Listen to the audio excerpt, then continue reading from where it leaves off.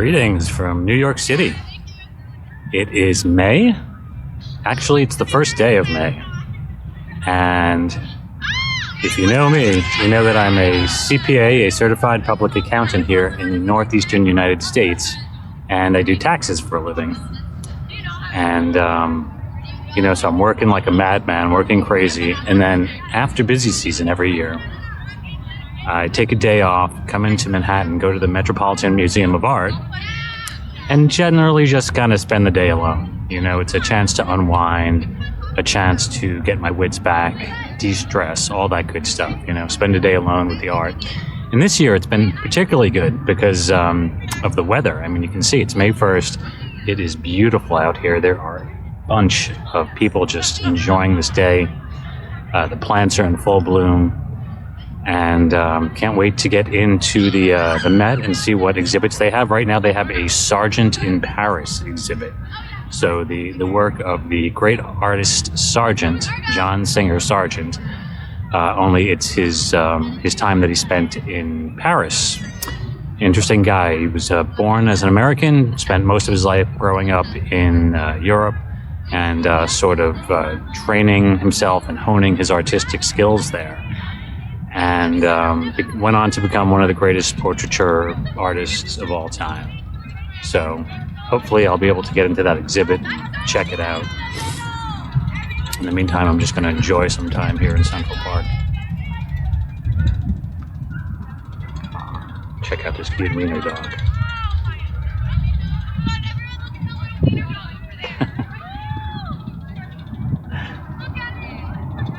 Okay, that thing is really cute. Generally, I believe they have a leash law here, but for little wiener dogs, there seems to be an exemption. I can't imagine that guy chasing anybody down. So I think we're in good shape. God, what a beautiful day it is. And tonight I'm going to be meeting an old friend of mine for a couple of drinks, some food, and possibly some jazz. So we'll see how that goes as well. So for a little while, I'm just going to sit here and bask in the sun, and we'll head around the park a little bit and go into the museum, see what that's like.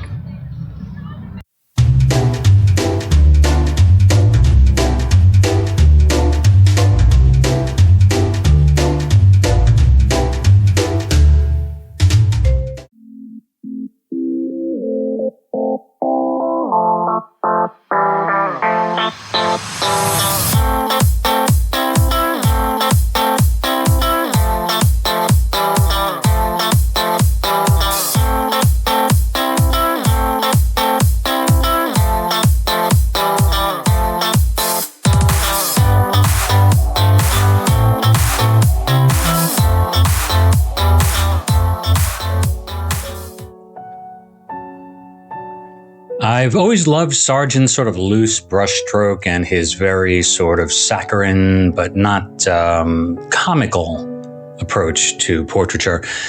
You can imagine back in the day, if you could have a man doing a portrait like this of you and you had a little bit of money, or a lot of money, I guess I should say, you would certainly have it done because they were always flattering with little bits of insight into the subject that kind of came through in either the props or their expressions or their clothes.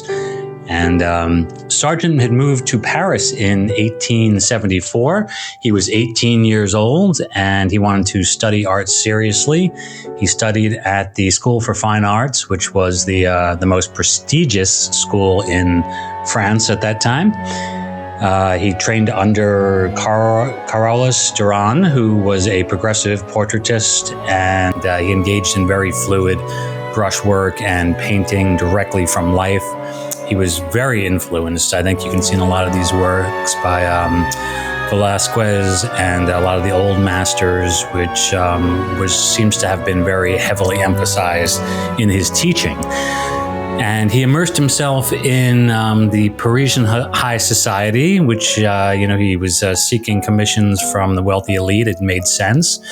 And his debut was in the Paris Salon in 1877. And he gained a lot of recognition for his technical brilliance. If you look at some of the faces too, I mean, there may be beautiful flowing brushstrokes in the peripheries and the backgrounds and even within some of the fabrics.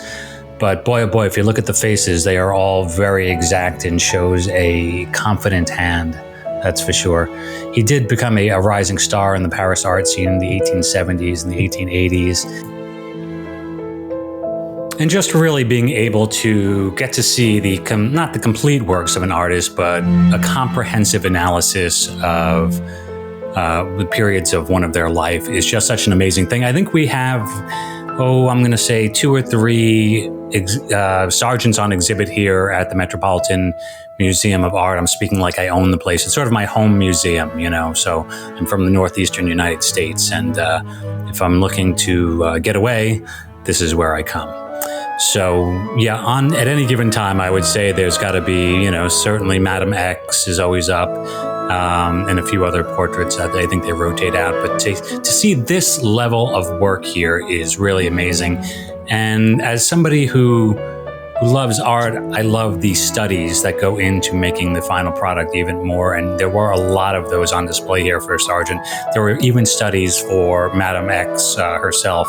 Now, if you don't know who Madame X is, I've done an essay on Sargent and a few of his more consequential works.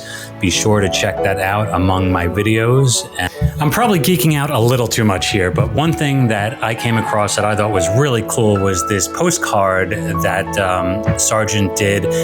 Sent it back to his friend, and he seemed to be gushing with pride at how his work was coming. But he did also write that Madame Gautreau is at the piano and she's driving away all my ideas. And he included this little portrait of a lady behind a piano. You can imagine her sort of clumping away. It's just these offbeat glimpses into the artist's life, which to me are really fascinating. And this was a piece that really spoke to me because of the use of light and the tonalities and the red color. It's called A Dinner at Night, and it was done in 1884. A really, really beautiful piece.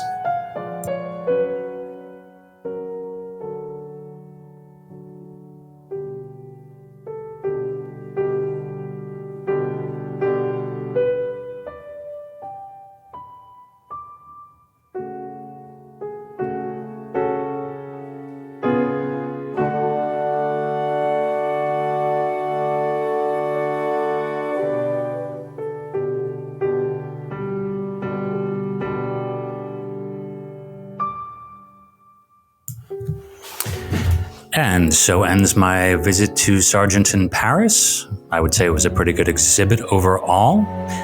Next stop is catching up with my friend Ronaldo. We're going to Citi Bike down to 53rd Street, where we hear there are some pretty good Japanese jazz bands. So we're going to go get a bite and see a little bit of jazz. Let's go check it out.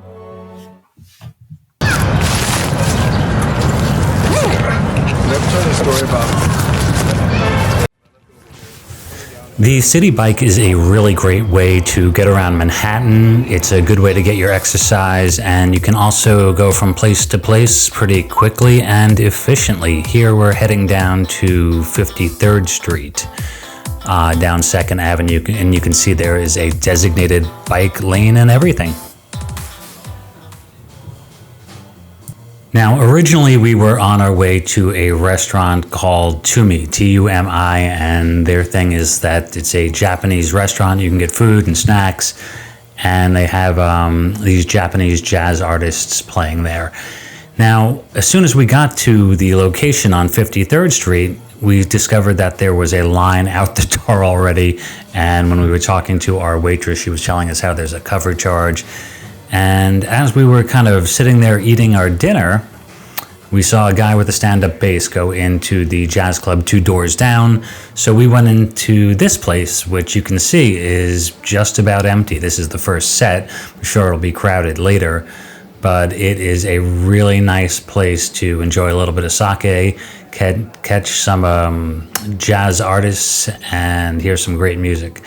If you enjoy this kind of stuff and you really want to know what it's like to experience a New York jazz club comprehensively, I have a second channel called AWOL 360, where I post a bunch of 360-degree videos. So if that's your thing, be sure to go check that out. I will put the links in the description below, along with a few other links as well. So thanks so much for watching, and make sure to subscribe so we can hang out again some other time.